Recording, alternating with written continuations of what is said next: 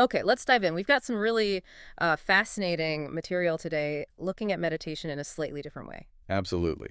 And our goal really is to unpack this core idea from the sources, Hmm. this perspective of meditation, as a process of, well, refining the mind. Yeah, and the material hits us with this definition right away. It says meditation is a mental action using the mind by the mind to refine itself.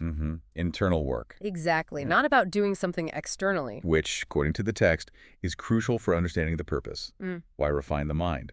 The aim is to make joyful living easier, more accessible. Okay. The idea is you don't find lasting joy by constantly trying to, change everything out there, Right. but by tuning up, optimizing your own mind first. And this is where they bring in that analogy, which I thought was quite powerful, comparing the unmeditated mind to crude oil. Yes, that analogy really lands, I think. Because crude oil, well, it has potential, obviously, but on its own. It's messy, right? You can't just pour it in your car. Exactly. It's not really effective. It's inefficient for most things we need energy for.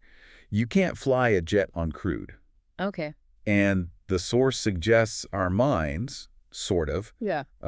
in their raw state, can be similar, maybe scattered, distracted, not running as efficiently as they could. Generating friction even, Like, perhaps? could be, yeah. Yeah. But meditation, this process, is presented as the refinery. Ah, so meditation takes that sort of raw potential, the Eh. crude mind, and transforms it, like turning oil into gasoline or diesel. Or even that high-grade aviation fuel. Yeah, that's precisely the comparison. The refinement process creates something much more effective, much more potent. Higher octane for the mind, maybe? You could put it that way. The text definitely frames it as increasing the mind's effectiveness and efficiency through these stages of refinement. Right, because it's not just one step, is it? The source talks about different levels. It does. It actually details 5 specific levels of refinement. 5. Yeah, 5 levels, Yeah. achieved through 5 corresponding types of meditation practice.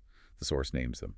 Relaxation meditation, then concentration meditation, expansion meditation, value meditation, and finally, Vedantic meditation. Wow. Relaxation, concentration, expansion value, and Vedantic. That's quite a progression laid out there. It really is. And you can immediately see that, getting into the specifics of each of those. Yeah, that's a whole other conversation. Oh, Or several. exactly. We'd need separate deep dives to do them justice based on what the sources say.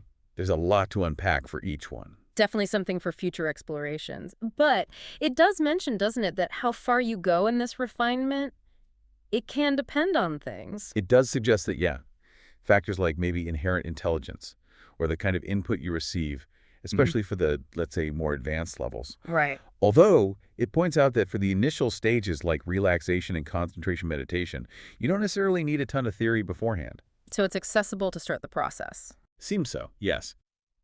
But reaching those ultimate states of refinement, like with Vedantic meditation, well, the text suggests that often involves deeper input, a more developed intellect, to grasp those subtle concepts. Okay, makes sense. So just to recap the core idea for you listening, we've looked at this perspective where meditation isn't just sitting quietly, it's an active internal process. Using your mind to refine itself. And that really strong analogy comparing it to refining crude oil, taking something raw and potentially inefficient. And turning it into something much more powerful, effective, and useful, like different grades of fuel for different needs. And this refinement, according to the source, happens in stages, those 5 levels we mentioned. Right, moving the mind towards greater clarity, efficiency, and effectiveness, ultimately aiming for that state of joyful living.